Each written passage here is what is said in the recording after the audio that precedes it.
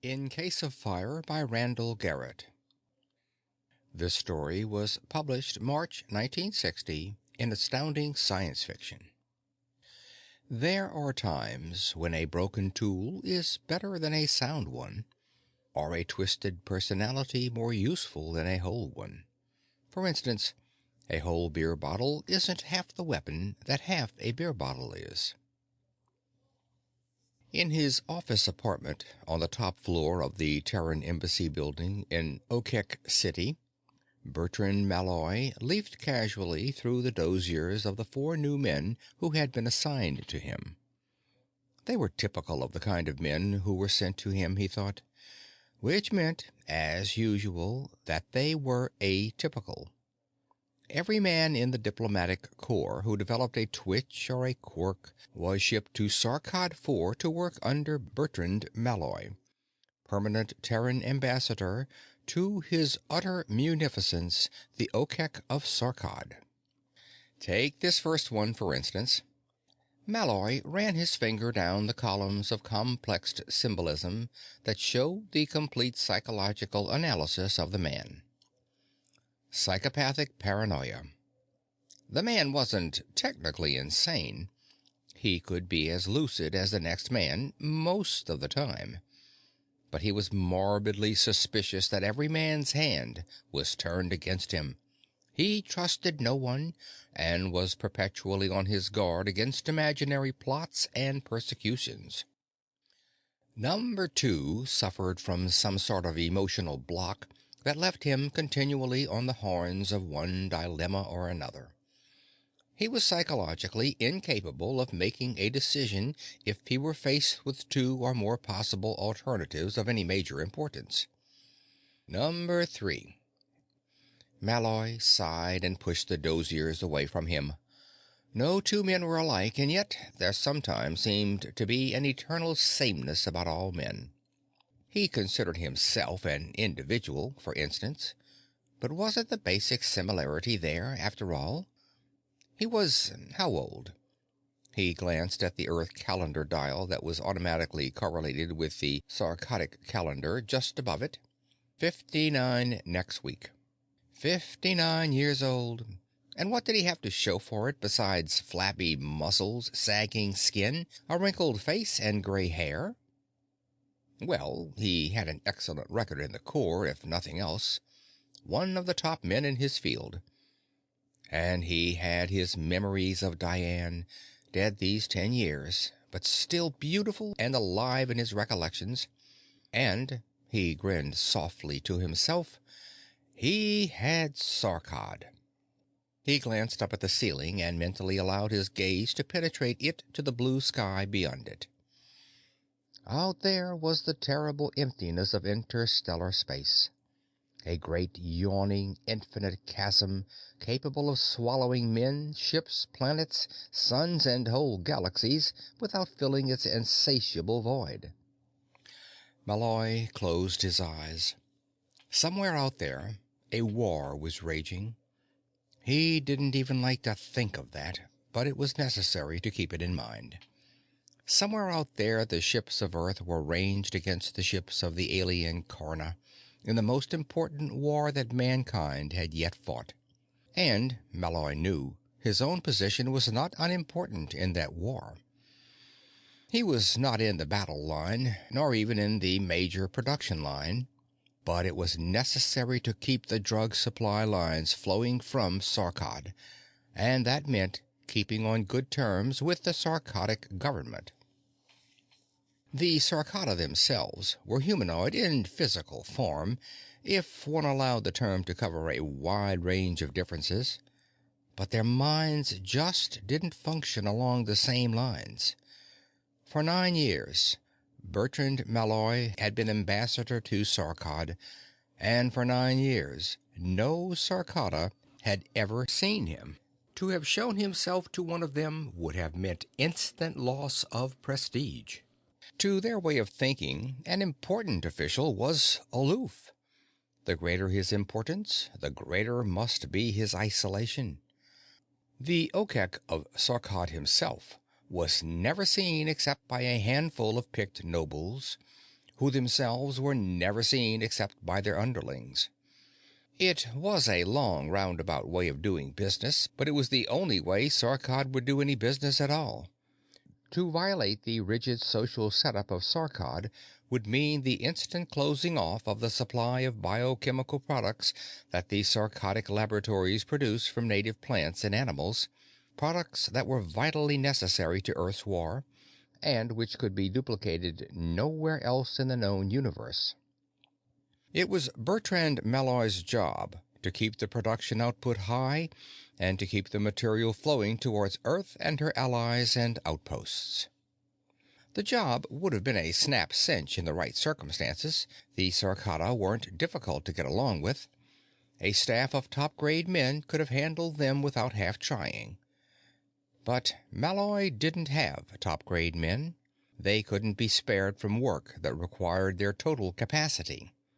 It's inefficient to waste a man on a job that he can do without half trying when there are more important jobs that will tax his full output.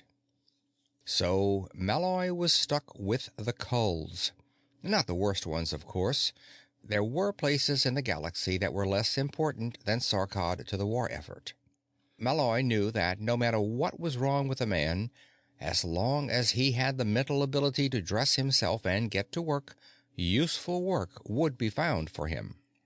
Physical handicaps weren't at all difficult to deal with. A blind man can work very well in the total darkness of an infrared film darkroom. Partial or total losses of limbs can be compensated for in one way or another. The mental disabilities were harder to deal with, but not totally impossible.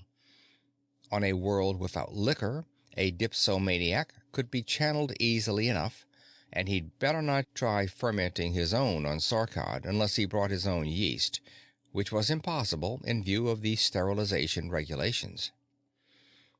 But Malloy didn't like to stop at merely thwarting mental quirks. He liked to find places where they were useful. The phone chimed. Malloy flipped it on with a practiced hand. "Malloy here?"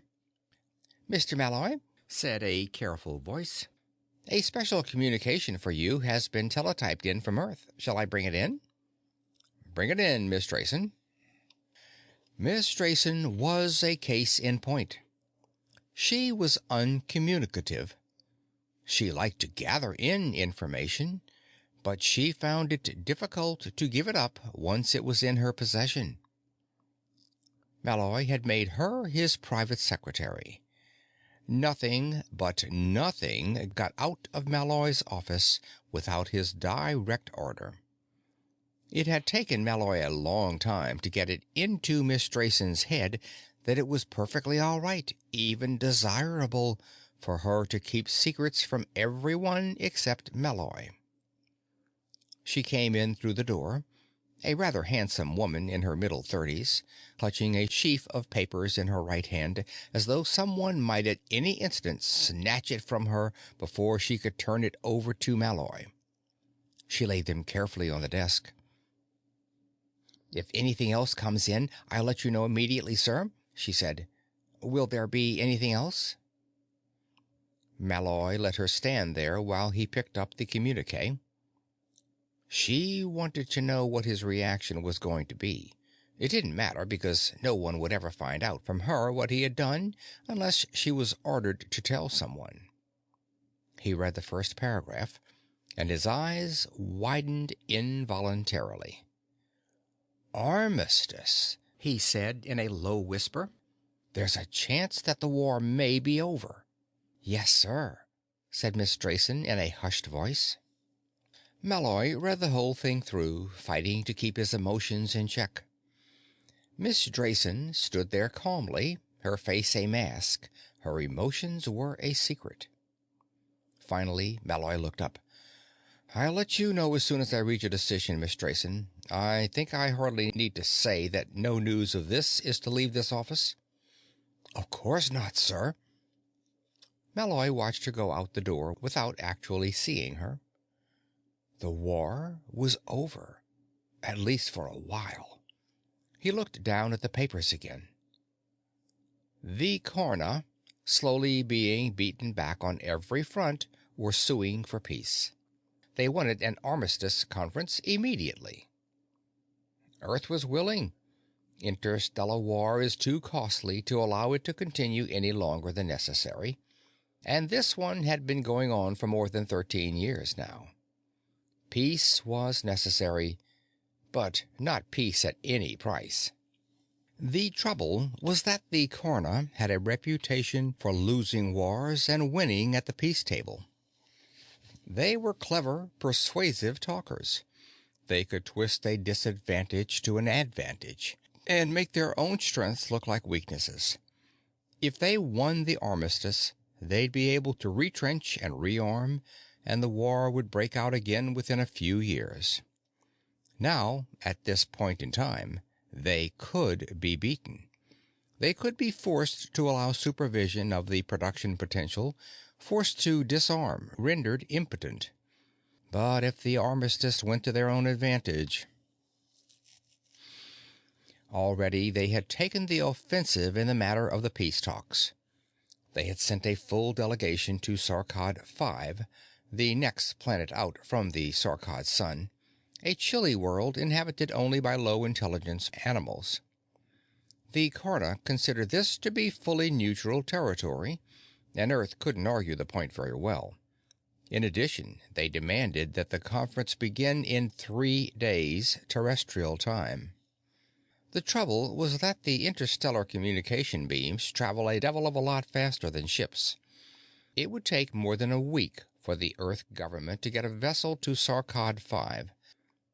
Earth had been caught unprepared for an armistice. They objected.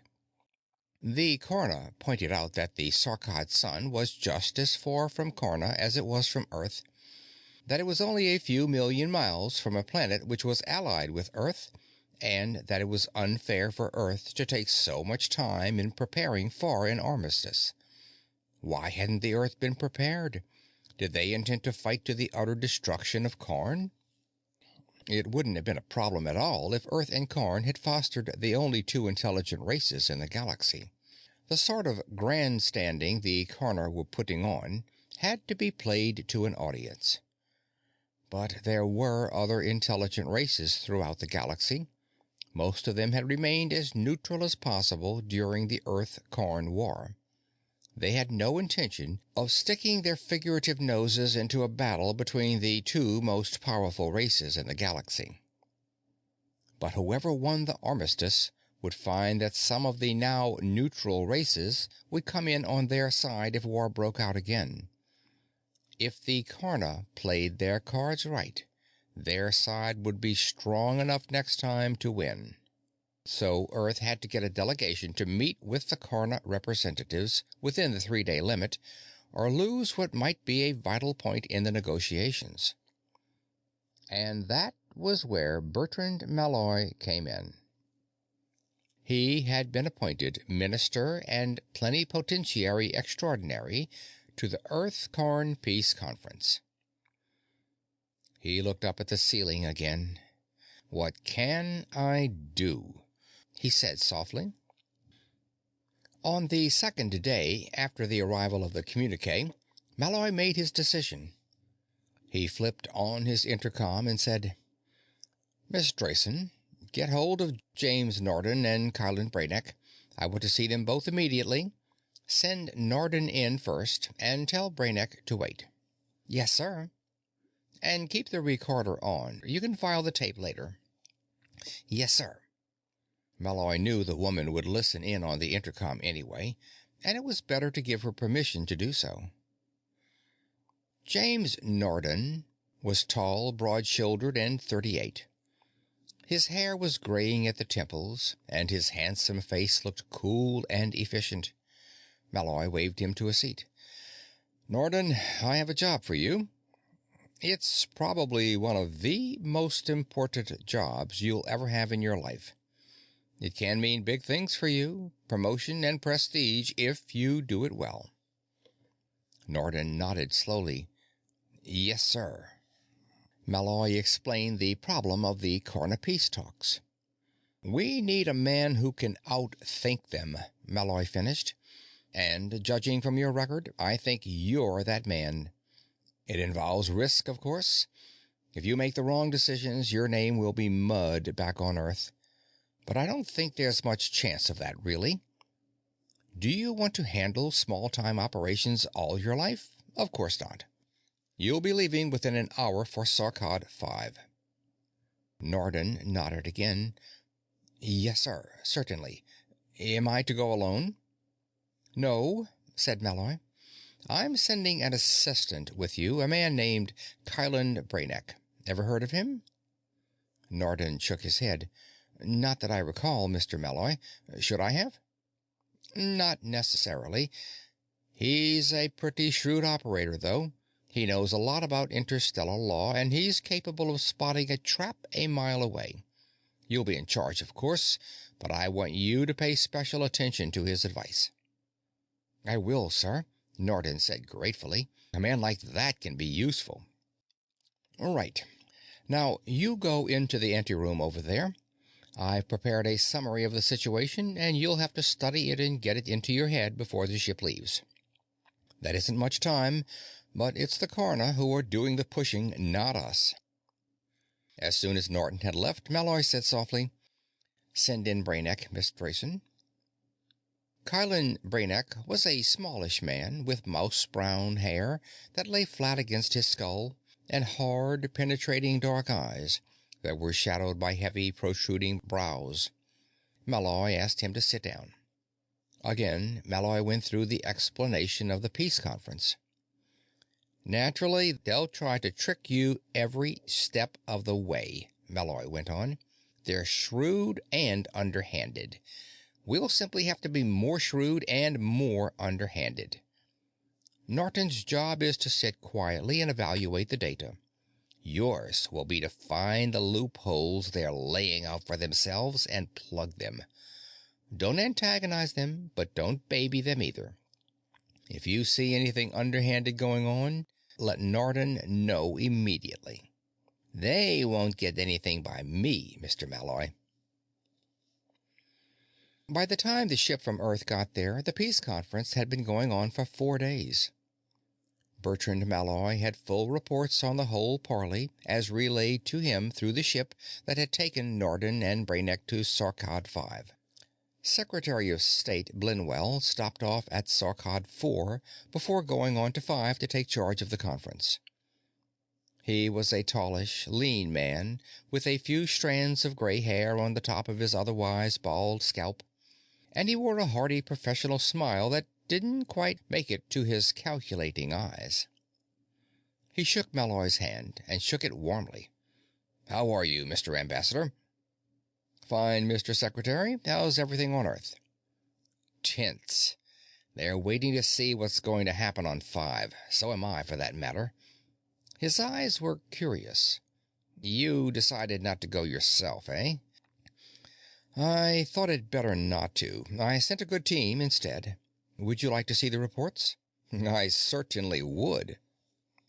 Malloy handed them to the secretary, and as he read, Malloy watched him. Blinwell was a political appointee. A good man, Malloy had to admit, but he didn't know all the ins and outs of the diplomatic corps. When Blinwell looked up from the reports at last, he said, Amazing. They've held off the coroner at every point. They've beaten them back. They've managed to cope with and outdo the finest team of negotiators the coroner could send. I thought they would, said Malloy, trying to appear modest. The secretary's eyes narrowed. I've heard of the work you've been doing here with, sick men. Is this one of your, successes? Malloy nodded. I think so. The coroner put us in a dilemma, so I threw a dilemma right back at them. How do you mean? Norden had a mental block against making decisions. If he took a girl out on a date, he'd have trouble making up his mind whether to kiss her or not until she made up his mind for him one way or the other. He's that kind of guy. Until he's presented with one clear, single decision which admits of no alternatives, He can't move at all. As you can see, the coroner tried to give us several choices on each point, and they were all rigged. Until they backed down to a single point and proved that it wasn't rigged, Norden couldn't possibly make up his mind. I drummed into him how important this was, and the more importance there is attached to his decisions, the more incapable he becomes of making them. The secretary nodded slowly. What about Brainiac? Paranoid, said Malloy. He thinks everyone is plotting against him. In this case, that's all to the good, because the Karna are plotting against him. No matter what they put forth, Brainiac is convinced that there's a trap in it somewhere, and he digs to find out what the trap is. Even if there isn't a trap, the coroner can't satisfy Brainiac because he's convinced that there has to be somewhere. As a result, all his advice to Norden and all his questioning on the wildest possibilities just serves to keep Norden from getting unconfused. These two men are honestly doing their best to win at the peace conference, and they've got the coroner reeling. The coroner can see that we're not trying to stall. Our men are actually working at trying to reach a decision. But what the coroner don't see is that those men as a team are unbeatable because, in this situation, they're psychologically incapable of losing. Again, the Secretary of State nodded his approval, but there was still a question in his mind. Since you know all this, couldn't you have handled it yourself? Maybe, but I doubt it. They might have gotten around me some way by sneaking up on a blind spot. Norden and Brainiac have blind spots, but they're covered with armor. No, I'm glad I couldn't go. It's better this way. The Secretary of State raised an eyebrow. Couldn't go, Mr. Ambassador? Malloy looked at him. Didn't you know? I wondered why you appointed me in the first place. No, I couldn't go. The reason why I'm here, cooped up in this office, hiding from the Sarkata, the way a good sarcotic bigshot should, is because I like it that way. I suffer from agoraphobia and xenophobia. I have to be drugged to be put on a spaceship because I can't take all that empty space, even if I'm protected from it by a steel shell. A look of revulsion came over his face. And I can't stand aliens. End of In Case of Fire by Randall Garrett. End of Randall Garrett, 3 science fiction stories. The story recorded by Phil Chenevert, August of 2016.